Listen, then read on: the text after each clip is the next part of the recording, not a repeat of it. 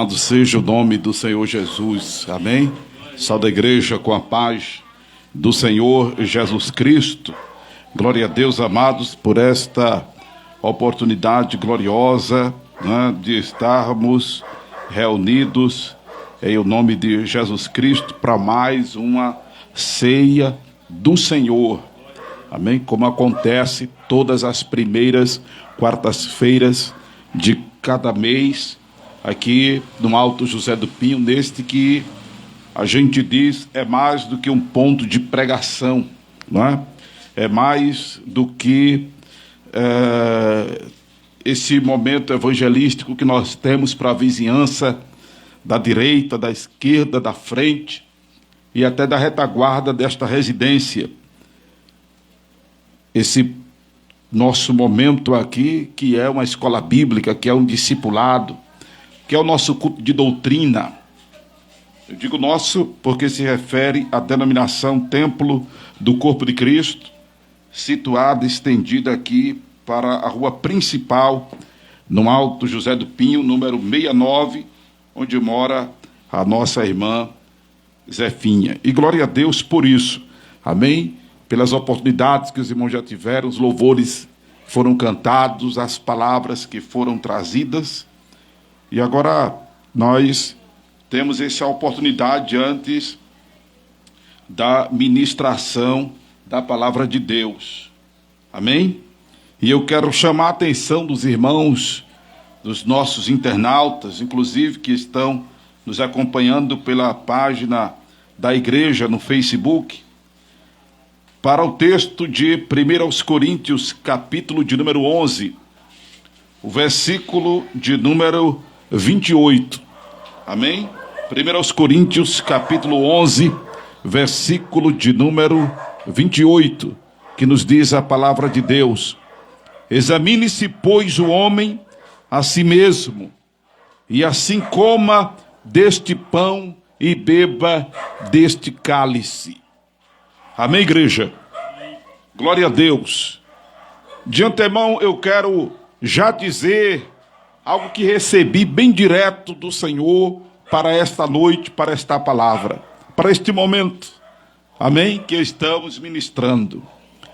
É de dizer-lhes, amados irmãos aqui presentes, é de dizer-lhe, internauta, é de dizer-lhe, rádio ouvinte, você que está agora, no momento que nós estivermos colocando isto na rádio, é que se apegue a Jesus. Aleluia. Faça de tudo para estar apegado a Jesus. Não abra mão de Jesus por nada, nem por ninguém. Foi uma palavra que eu recebi bem direta para entregar para os irmãos nesta oportunidade. Amém? Faça de tudo para estar unido a Cristo. Faça de tudo para não deixar Jesus por nada. Como diz o poeta, mesmo que você se arraste, mas não deixe Jesus. Amém?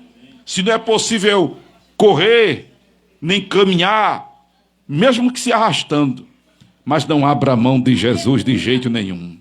Amém? Não deixe Jesus por nada.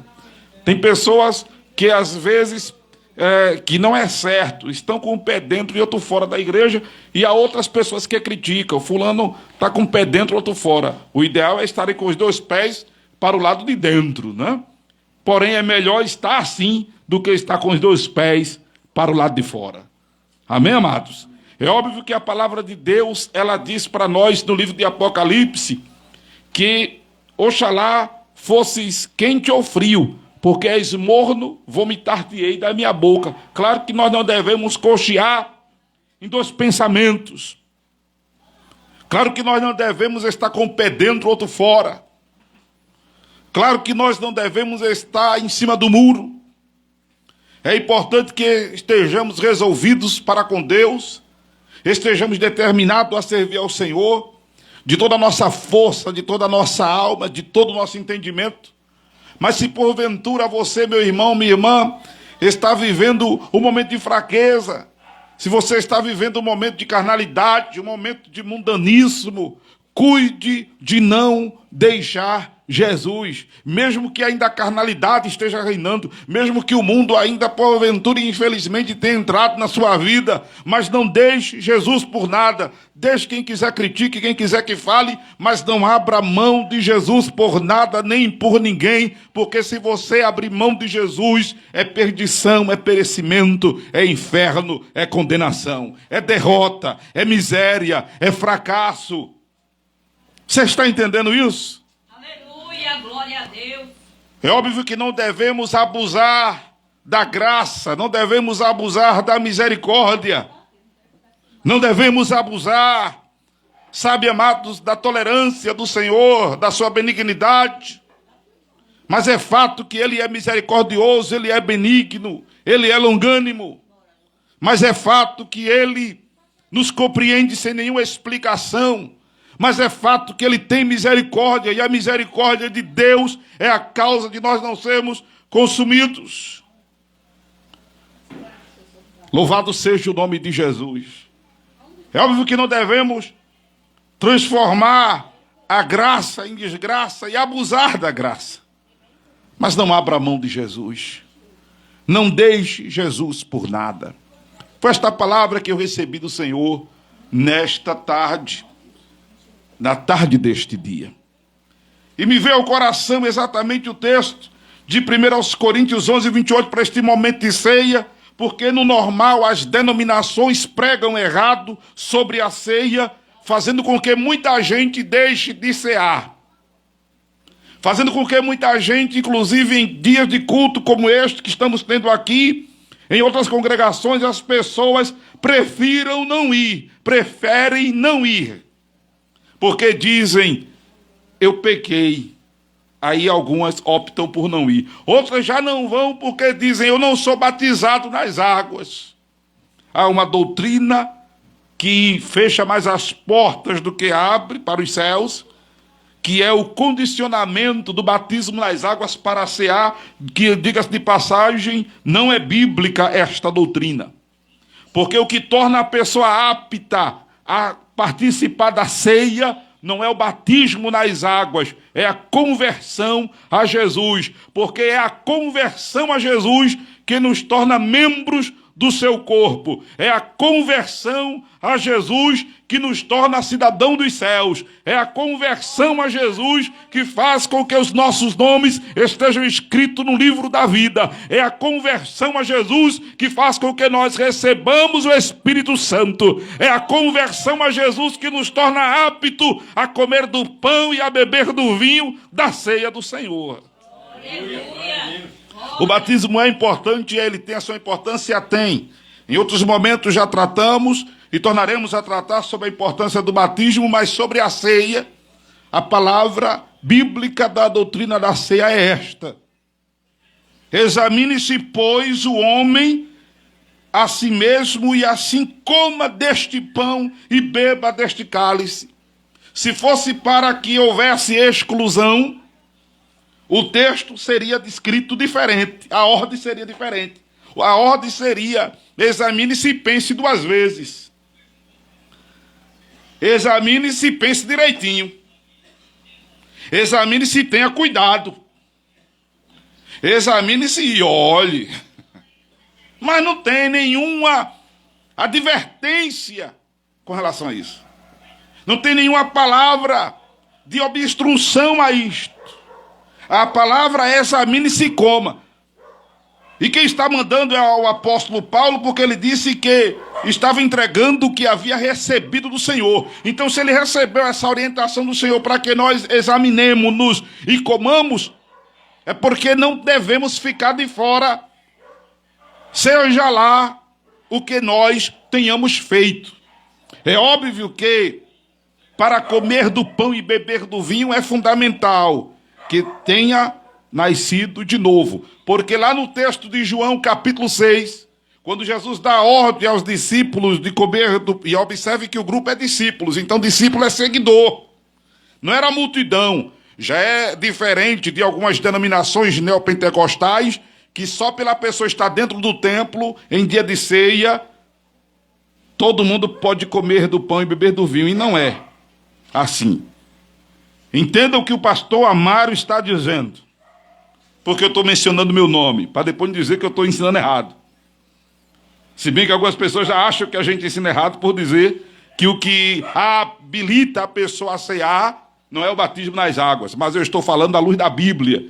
E quero ver qualquer outro pastor, usando a Bíblia, contrariar o que eu estou dizendo. Amém? Como eu estou contrariando a doutrina errada do condicionamento do batismo para cear.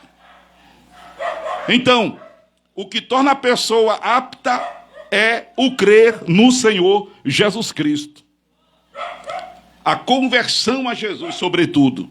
Porque não é crer por crer. Porque se eu perguntar quem crê em Jesus, muita gente vai dizer que crê e não é convertida. Mas o crer implica em temor.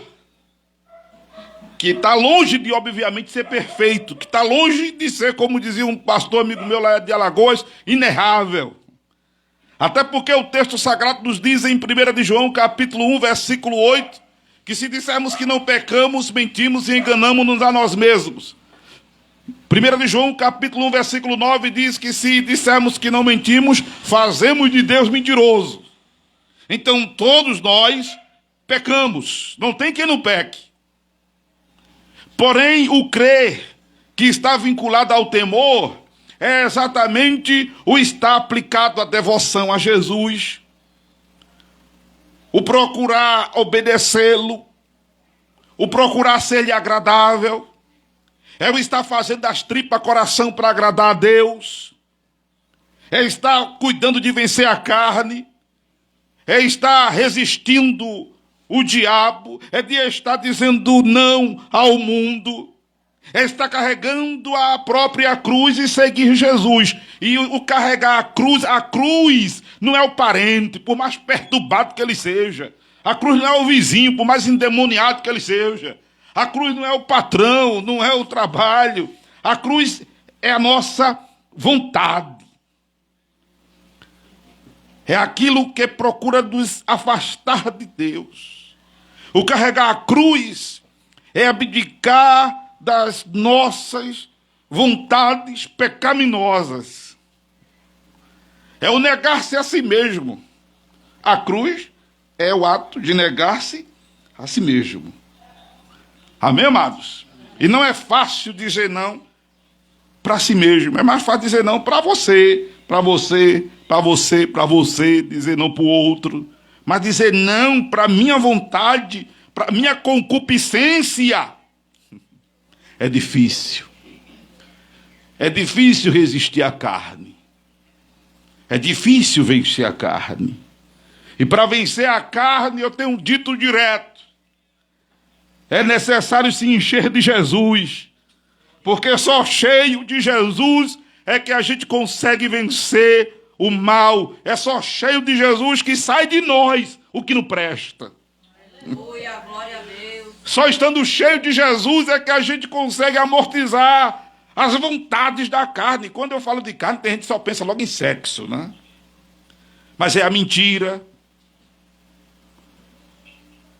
é a contenda, é a idolatria, é a feitiçaria, são as porfias, são as inimizades, né? É a fofoca, é a mentira, é a desonestidade, é o engano, a inveja, a dissensão, a contenda. Tudo isso são obras da carne. Está escrito lá em Gálatas, capítulo 5, versículo 19 em diante. Obras da carne. Não é só sexo, não é só a promiscuidade, a lascívia. Não, são todas essas coisas. Amém, amados? E para vencer tudo isso, tem que estar cheio de Jesus.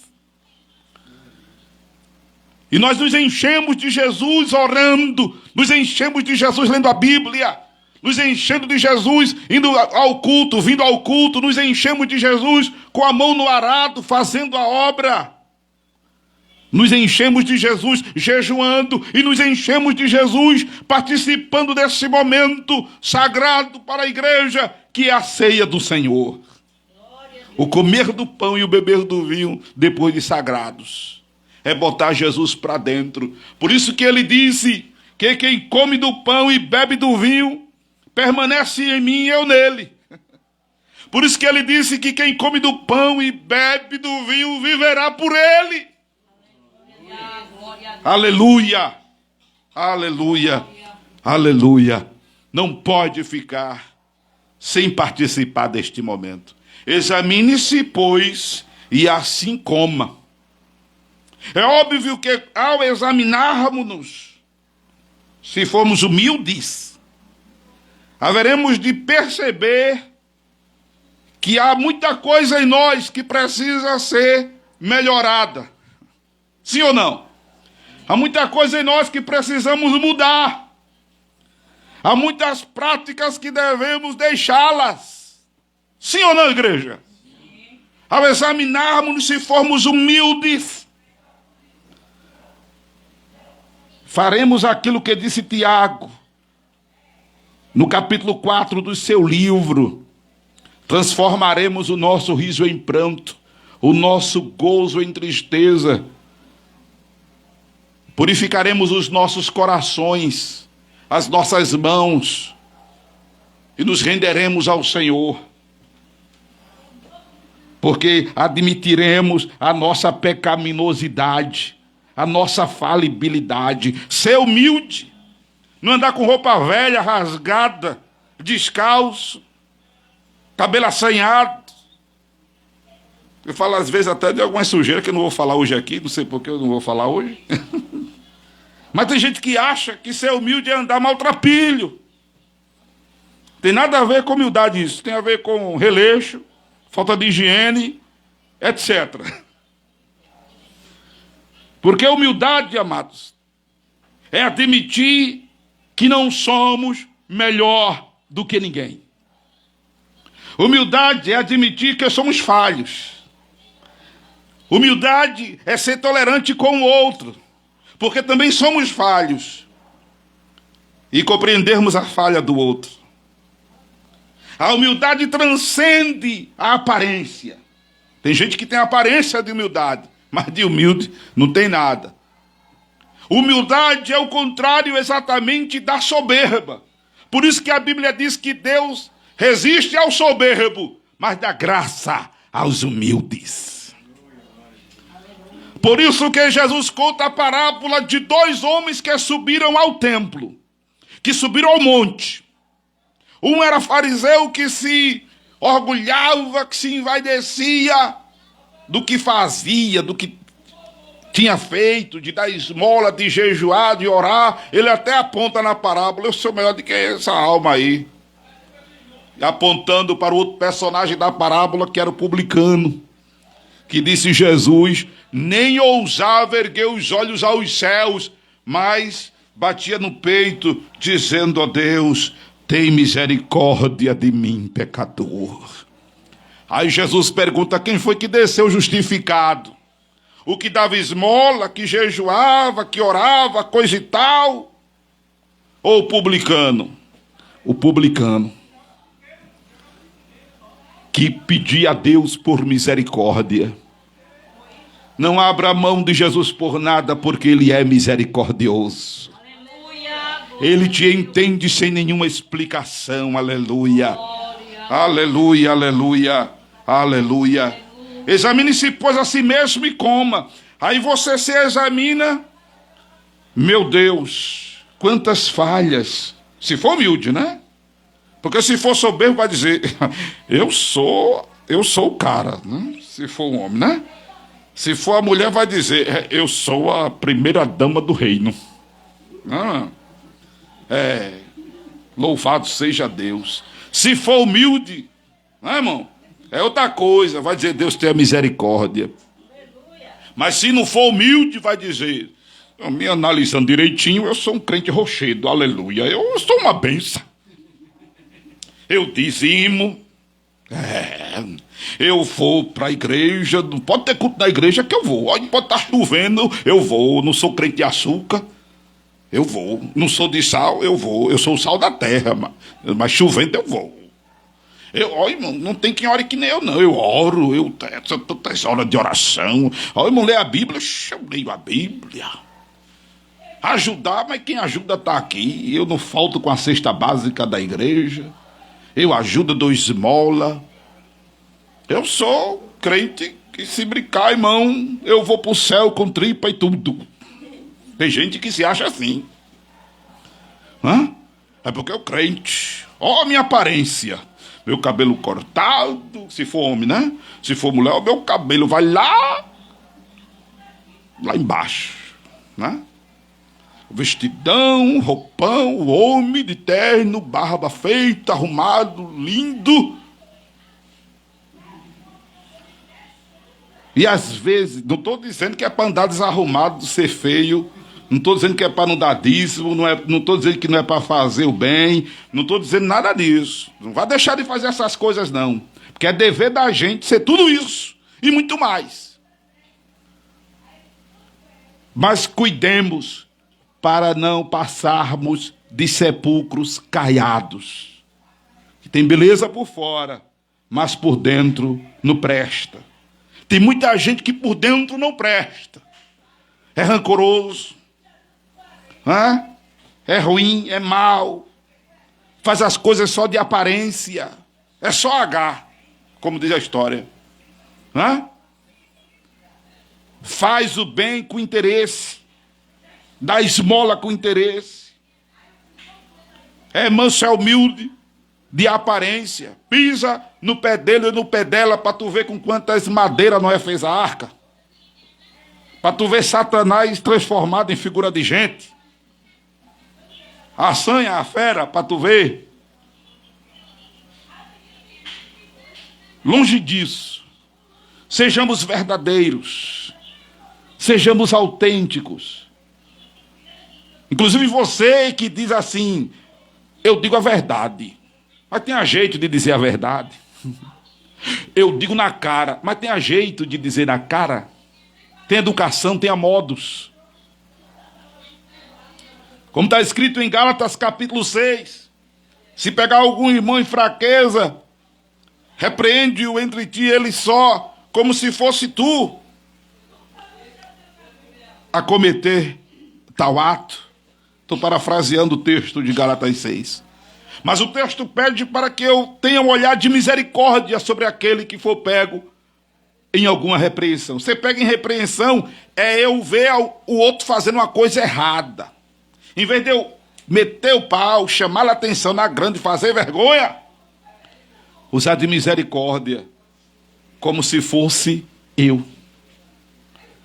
Que é o ensinamento de Jesus em Lucas 17, verso 3. Olhai por vós mesmos. Ser humilde é isso. É tratar o outro como você gostaria de ser tratado. Gálatas 6 e Lucas 17, verso 3. Amém? O primeiro versículo de Gálatas 6. Examine-se, pois, o homem a si mesmo e assim coma. Amém, amados? Amém. Observe o versículo 29, que aí diz, porque o que come e bebe indignamente, come e bebe para a sua própria condenação, não discernindo o corpo do Senhor. E hoje Jesus me abriu os olhos mais uma vez para o que é o comer e beber indignamente. Eu antes entendia que o comer e beber indignamente é não discernir o corpo do Senhor, eu só entendia isso. Erradamente, a hermenêutica, a interpretação de que comer e beber indignamente é comer em pecado. Se eu perguntar à maioria dos crentes o que é comer e beber indignamente, a maioria, exceto os membros, bons alunos do templo do corpo de Cristo e ouvintes do Acordo da Bênção, vão responder que comer e beber indignamente é não discernir o corpo do Senhor, porque aprenderam, modéstia à parte, com o pastor que vos fala. Se for membro do templo do corpo de Cristo e aprendeu, se for ouvinte do Acordo da Bênção e aprendeu, vai dar a resposta certa. Que comer e beber indignamente é não discernir o corpo do Senhor. O que é discernir o corpo do Senhor? Entender, discernimento, entendimento. Porque erradamente as pessoas dizem que comer e beber indignamente é comer e beber em pecado.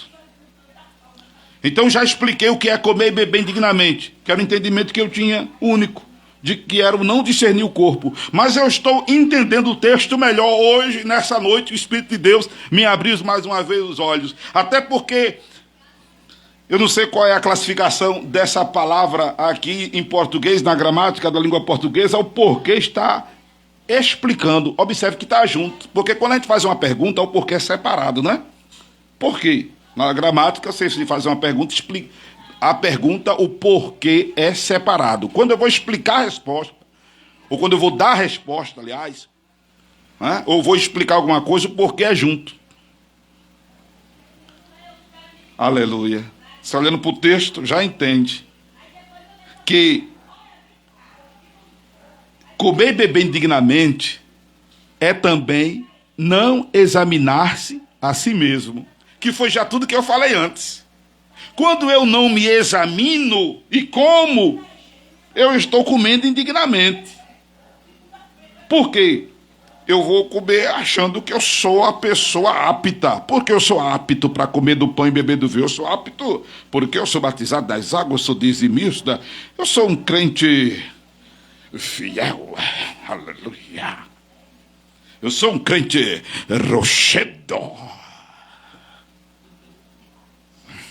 Eu sou uma benção. Aí eu estou me achando merecedor.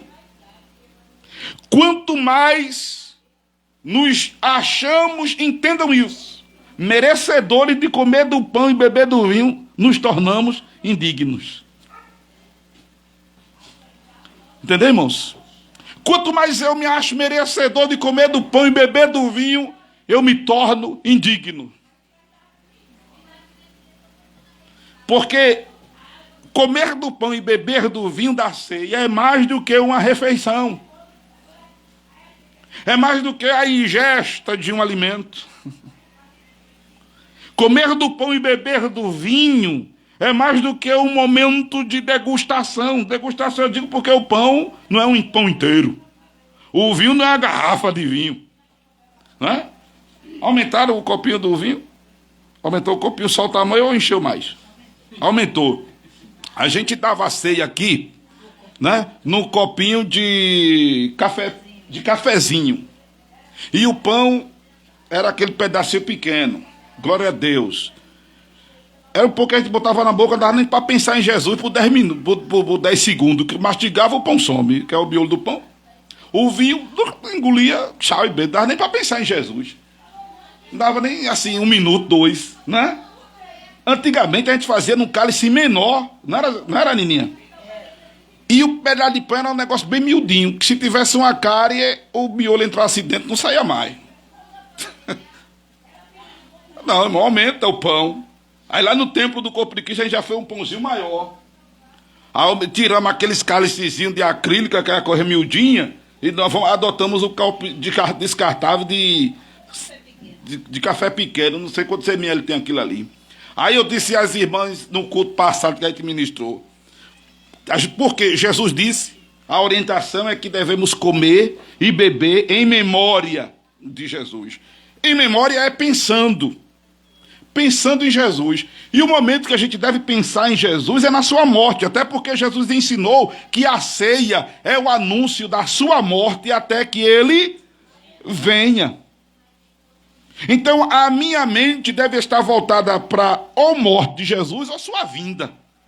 Concomitantemente, para eu pensar na vinda de Jesus, eu tenho que ter passado pelo processo da sua ascensão, que foi a sua ida para o céu. Para eu passar para o processo da ascensão, eu tenho que pensar na sua ressurreição. E para pensar na sua ressurreição, eu tenho que pensar na sua morte, porque só ressuscita quem morreu. Aleluia. E Jesus foi o único que morreu, ao terceiro dia ressuscitou, subiu aos céus e voltará para vir buscar o seu povo. Aleluia! Glória a Jesus, irmãos. Então a ceia é para pensar nisso. É motivo de alegria. Alegria porque na morte ele venceu o diabo, venceu o pecado, ao ressuscitar venceu a morte e vem para nos buscar e nos levar para o céu.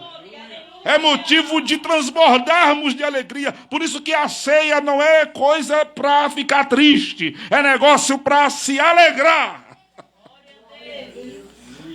Aleluia. Aleluia. Aí para pensar em tudo isso, o pedaço de pão já tem que ser maiorzinho, né? Aleluia. Oh, glória a Deus. Esse não é mastigando o pão, meu irmão. Se bem que não é educado mastigar com a boca cheia, nem tá fazendo essas horas. Isso é só um exemplo para quem está assistindo, captando o som. Aleluia. Beber o vinho. Ninguém bebe, vai beber o vinho, que essa zoada toda. Eu estou dando um exemplo, tá? Aleluia. Porque aumentou, foi para 180 ml, né? Foi? O copinho tem 180 ml? Aleluia. 150, depois a gente derrama assim, né? Aleluia. Para pensar em Jesus. Amém? Pensar em Jesus. Então é o momento de estar celebrando a Jesus Cristo. Louvado seja Deus. E ele disse, para que nós comêssemos e bebêssemos pensando nele. Pensando na sua morte, pensando na sua ressurreição, pensando no arrebatamento da igreja que culminará com a sua vinda. Aleluia. Ninguém pode ficar de fora. Por essa razão, por essas razões. Amém, amados? Examine-se, pois, e assim coma deste pão e beba deste cálice. Louvado seja o nome do Senhor Jesus. Louvado seja o nome do Senhor Jesus. Aleluia.